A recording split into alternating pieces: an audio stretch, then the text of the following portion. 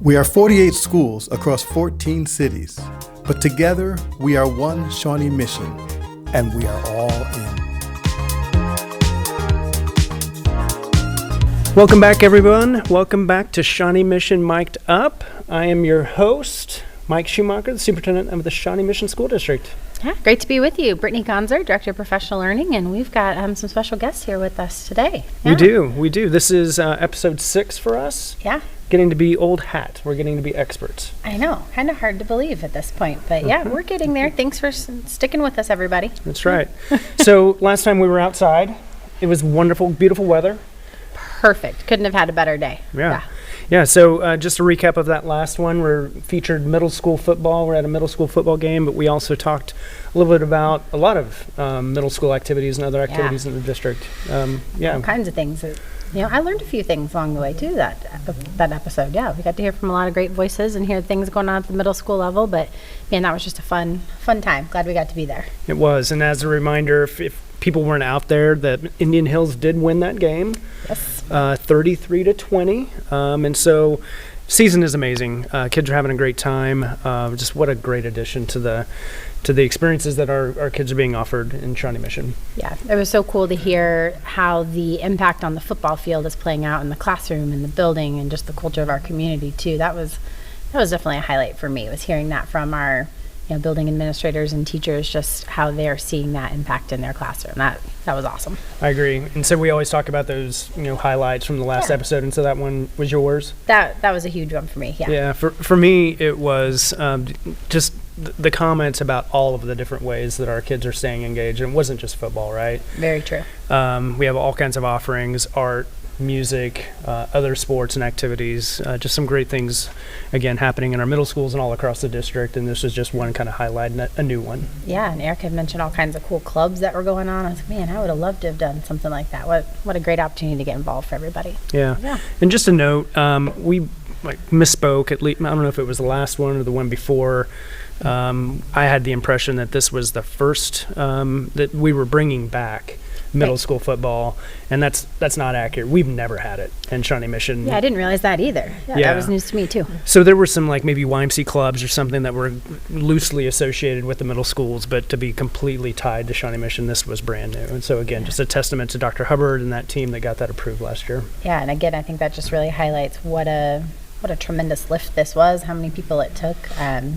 Just very cool. Proud that we were able to offer that. For sure. Yeah. Other district happenings, we had a few other things happening as well. It is busy out there. I don't know what it is about October. It just flies by because there's so much going on. But yeah, there's all kinds of fun things going on. Scholarship Shawnee Mission. Yeah. We get to be out in all of our high schools over the course of the last week-ish. What'd you see out there for that? Yeah, such a unique event, such a service that we provide to our kids through the Education Foundation. Over $1 billion of scholarships offered to at least 2 or 3 of our different schools, and huge numbers across all of our schools.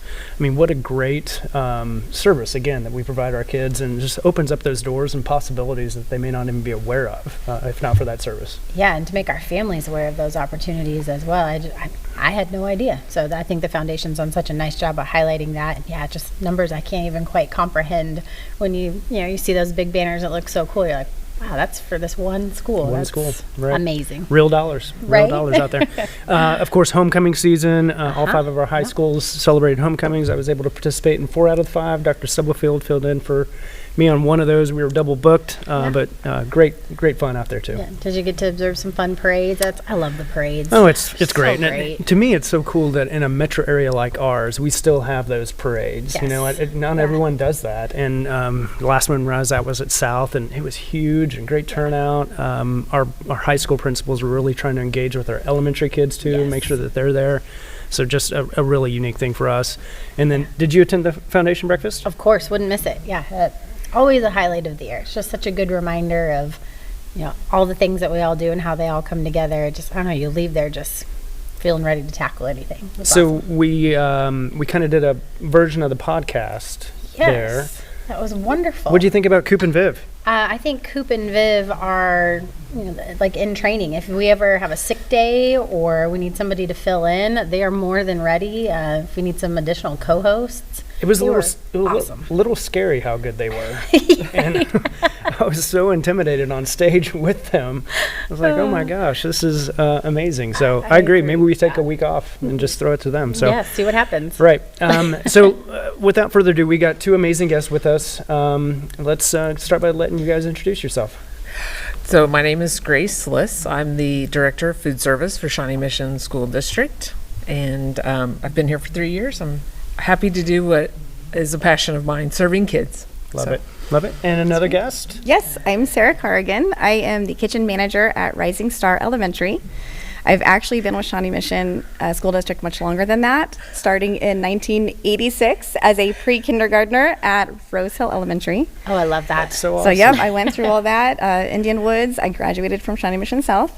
And now my husband and I, we bought a house in the school district. So both of our children go to Shawnee Mission schools. And then when I decided to get a job, outside the home as my kids got older, I chose to work in the school district. So I started at Rose Hill as a food service assistant, and now I'm at Rising Star. I love that. Yeah. Shawnee Mission through and through. All That's in, right. right? All in. Can't be more all in than that. That is Ah, great. Oh, love yes. that. So Dr. All Guns, in. So Dr. Gunzer, why are we talking with Grace and Sarah? Well, there's food involved, so I'm always willing to be part of that conversation, right? But really, our food service team, they do so much to support our students and even our staff. And we just really wanted to highlight that and give people kind of a glimpse behind the curtain of what all goes into that. It's just awesome to see. And, it's part of the day everybody looks forward to. So we wanted to get some perspective from you guys and That's just right. hear a little more. And we're dropping this during school, National School Lunch Week. School Lunch Week, right? So Correct. again, a good way for us to celebrate all of the things you guys do. So we got a chance to go out and actually serve with the kids during French stick toast day? French toast stick day. French toast Yes. stick day. I was close, yeah. Yeah, and it's an important day. You're going to need to know that. That's a big day on the calendar. Syrup everywhere, sticky Everywhere. hands. It was awesome. Yeah. But full bellies. Full bellies. That's right. That's what counts. So Grace, is that one of the most popular days that we were able to serve at? Correct. It's our most popular entree served in the elementary schools, and it's up there for the middle schools and high schools as well. It's very popular. I also had a parent recently tell me that they always made sure they went to eat lunch with their student on French toast stick day. So very Appeals popular. at all age levels. Yes. Yeah. Delicious, and the kids were having an amazing time, and of course we were too. So, Dr. G, what is your favorite lunch, school lunch menu item? I knew you were going to ask me this question, and I have been debating in my head, like literally for days. I can't get it down to one, so I'm going to share two. I'm going to take the easy way out. That is Sorry. the easy way out. But it's just because they're delightful. So, taco salad day. Okay. I'm a big fan of taco salad day. As a former elementary school principal, that was always on my calendar. And shout out to Miss Bonnie at Benninghoven Elementary. She would always make sure to save me a taco salad. So even if I didn't get to it till like 3 in the afternoon, made my day every time. So Okay. taco salad day. And And I don't know if you've tried the chocolate cake I haven't. from our school cafeterias. Grace, tell us about the Yeah. chocolate cake. The chocolate cake, we currently offer that in the high schools, Okay. and it is whole grain rich because we do have to provide whole grain rich 80% of the time. It's one of the USDA regulations that govern the school lunch program, and so it is made in-house at the high schools. Yeah. Grace, you're making me feel a lot better about the amount of that chocolate cake I've eaten over the years. I'm really glad to know that now. And it does not taste whole grain rich. It's No. deceiving. Yeah. It's delicious. Yeah. So, Sarah, how about you? What is the favorite meal of yours that you guys serve? I also love the taco meat. It's Okay. very good. We have, we have it with a few entrees. We have the walking taco. That's a big day. And we do have fresh lettuce.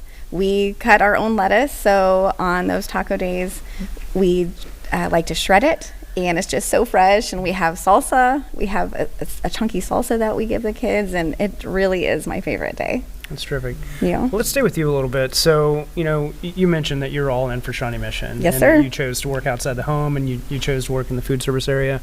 It appears as though it brings you so much joy. It really does. Yeah. So tell us what in particular brings you so much joy as you're working with our students at Rising Star. Oh, it is the students for sure. I love those students. I love the people I get to work with. My coworker is my best friend, so we get along great. We're a really great team.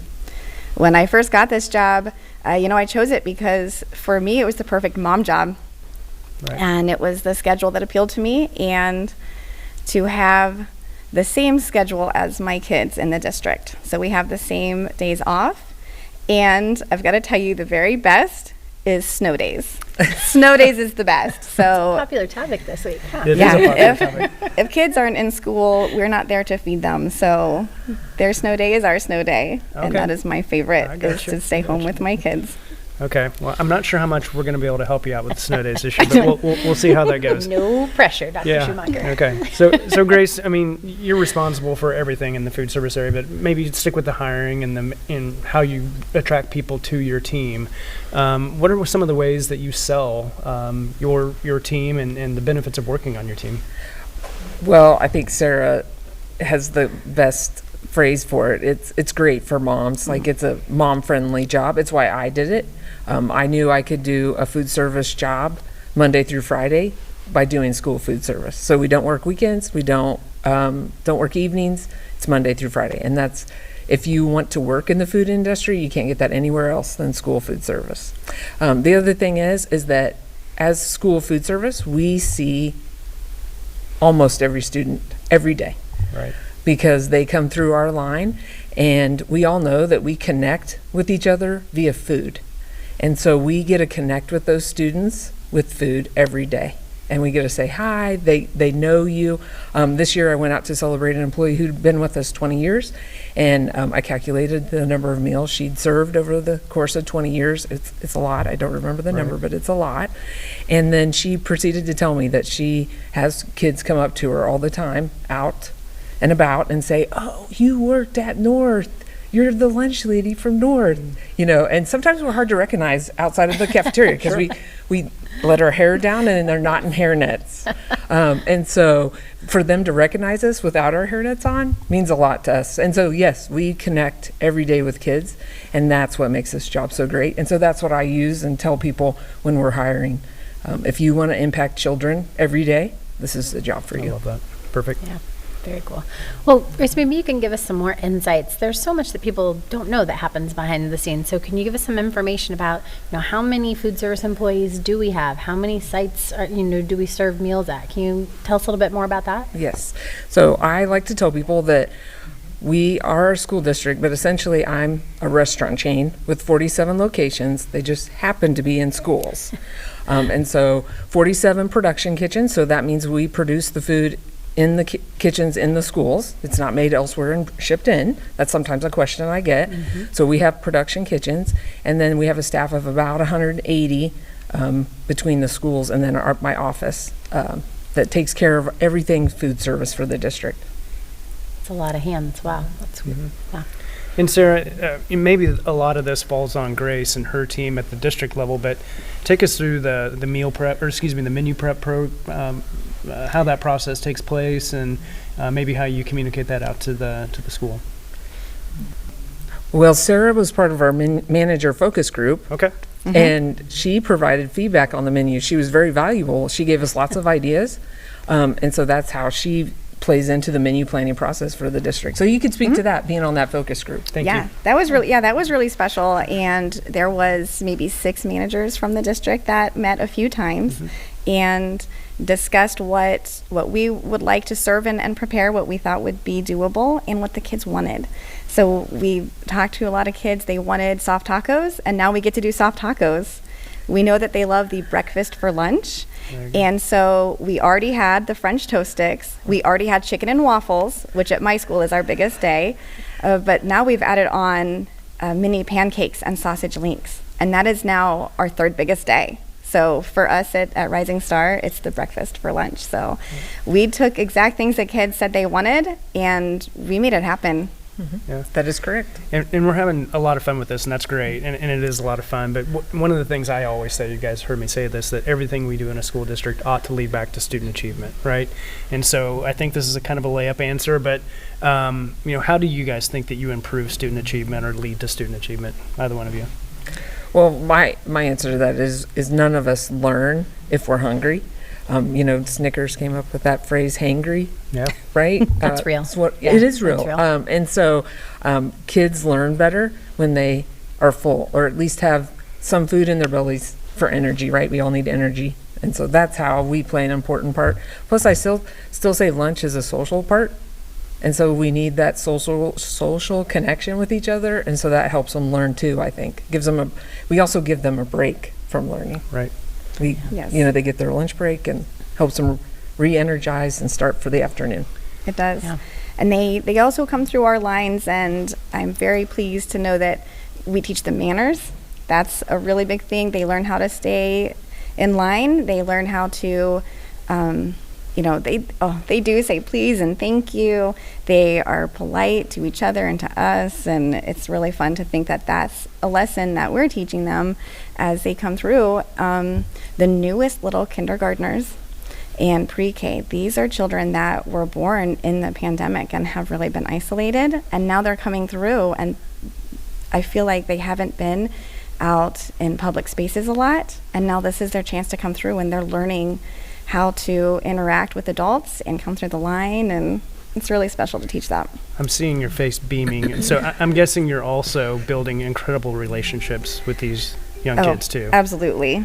Yeah. Absolutely. I get so many hugs, and we get high fives from the kids. They come through. Sometimes we're the first adults that they get to talk to after a field trip or a test that they took or an activity they've done in class, and they come and tell us about it. So we do have relationships like that. They love to tell us that their mom has cooked this before, or, we had this together with my family this weekend, and they tell us their plans, and we get to hear a lot. So Absolutely. It's really special. That's perfect. Yeah, we say that we want our kids to have a connection to an adult in the school, right? And many adults, if possible. And so you're doing that. You know the kids by name, they know you by name, and so it's that piece too. Oh yes, they call me Miss Sarah, and I love it too. They call us lunch teachers. Oh, that's great. our official title. We say is we are lunch teachers. Perfect. Love that. There's no better place to get to know kids than in the cafeteria. No Yeah. doubt. Well, Grace, you've taught me a lot about how we obtain food to serve for lunch. And honestly, I'd never really thought about this, but we do a lot of locally sourced, like exploring partnerships and whatnot. Share with people a little bit about that, because that was new information for me. Yes. So we are USDA regulated, so we do have to follow a lot of purchasing regulations. But one of the things that USDA has really started to do in the last few years is encourage us to buy local. And so in Shawnee Mission, how we're doing that is we're participating in a local meat grant, and it was spoke about on a podcast before, where we are buying local ground beef from Steve's Meat Market in DeSoto, and now we have also added ground beef patties to the middle school and high school menu that is coming from Salmon Enterprises, which is out of Missouri. And so we're serving local ground beef patties, and we're also buying lettuce and tomato that's local through the Kansas City Food Hub, so the middle schools and high schoolers are getting, local fresh food from this area. So we're really excited about it, and we hope to continue to grow it and expand it, because ultimately buying local connects to sustainability too, right? Because if our food is coming to us from a closer distance, we're using less resources to get it here. So that's another thing that's dear to my heart too. I think Kind of fascinating. Yeah, it's amazing. I mean, it's not like we're taking stuff out of the freezer and just reheating it and we're really cooking meals here. Yes, and we're concentrating to get back more to that. It takes time. You got to have staff training so they understand how to use their equipment and how to make those items. And so we are trying more to get back into scratch or speed scratch cooking, depending on the situation. It's hard at this volume, but we're Yes. doing some of it, right? Yes. Maybe just a couple more for you. What about the lunch bunch program? I know you can speak to it, but Sarah, are you involved at all in the lunch bunch program? The summer program? Summer program? Yeah. Okay. Yeah, All right. I'm sorry. Yeah. Is that not the right term? Yeah. No. It is summer lunch bunch. Summer lunch bunch. Yes, sir. Yeah, I'm sorry, I just guys. wanted to make sure that Yeah. that's what you were talking about. Yeah. I'm sorry. No, I don't know that Sarah's ever worked that for us. But we serve free meals in the summertime. Last couple of years it's been at 5 different sites, and that's 1 to 18. Anybody can participate. They don't have to enroll. Nothing like that. So they just come in and get a free meal. Yeah. That's great. I'll say I've never worked that during the summer because I'm home with my kids during There you the go. summer, enjoying my mom job schedule. And I have brought my kids to come eat there. So it's fun. And especially when Rose Hill is a location, and that is the school that I used to go to as a kid. So when I got to bring my kids there to eat lunch in the cafeteria where I had been was really special. That's great. I love how you connected it back to the benefit of the program and working here in the program. Oh, yes. So one last thing, what do you want to share with our community about the food service department? One more thing about the benefits of it, or maybe something that people don't know. Oh gosh, it really is such a great program. I really love my job, and I really love the people I work with and the kids. I love those kids so much. We do need more people, and I want people to understand it's a great job because you have that social aspect and you have some physicality. I get my steps in every day. I feel really good about it. But yeah, it's a really great school district to work at. Perfect. Yeah. Thank you. Grace, same question? What was the question again? I was so happy with her answer. I got wrapped up in the happiness. You might just leave it there because she did a great job. But yeah, just anything else you want our community to know about the food service department and Shawnee Mission in general. Well, I think one thing that I always try to get across about school meals is that we are here to help keep all children, regardless of their economic status, healthy. And so sometimes because we get so focused on free and reduced, right? But really, we're here for everybody. We want all kids to eat with us. We're trying to teach them nutrition through our cafeteria classrooms, as Sarah mentioned. So we teach portion control. We teach how to eat a rainbow of fruits and vegetables. Eat your whole grains. Limit, the number of meat you eat. So not everybody sees school meals as an education tool, but for us it is. And we also teach food safety. They just don't see that either. But so that's what school meals is about, teaching. I may not have gotten an education teaching degree, but I teach every day in our classrooms. So that's great. She called it a classroom. That's great. And I mean, what a more true statement, yes. right? Yeah, I love that. Yeah, Absolutely, yeah. And I think I'm glad you added that on there. We needed that as part of our response there. Yeah, glad we added that because, man, the work you guys do every day is just amazing, and it makes such an impact on kids. So, in case nobody's told you thank you recently, thanks. Thank you. All right. Well, I think those were all of our questions that we were going to ask related to food service. I mean, I can talk about food all day, but I think I think we've got parameters we got to work within. So, Absolutely. But thank you guys so much for being here and for everything that you're doing for the Shawnee Mission School District and, of course, our kids. It's amazing work. So thank you. Thank you for having us. Yeah, absolutely. So just a reminder as we're starting to wrap up this episode that new episodes of the show will drop every other week on Thursday. You can check out past episodes on smsd.org and send us story ideas or feedback anytime. We want this place to be a place where we can answer questions and engage with our supportive community and highlight great programs like we just did today.